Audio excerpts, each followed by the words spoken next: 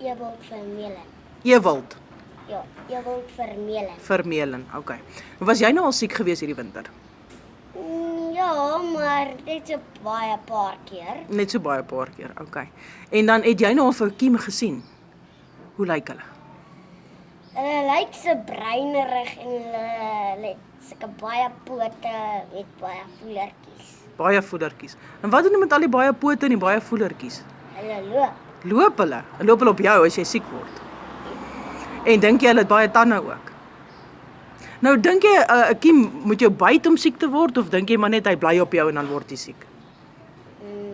Byt jou. Byt hy jou? Sjoe.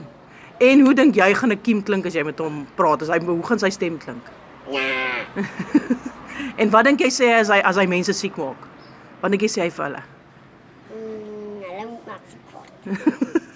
En wat gaan jy vir 'n kind, vir 'n kiem sê as hy nou met jou wil gesels? En sê ek is heerlik. En wat dink jy wat moet mense doen om nie siek te word vir winter nie? Gaan vir 'n inspuiting, Gaan vir- griepinspuiting.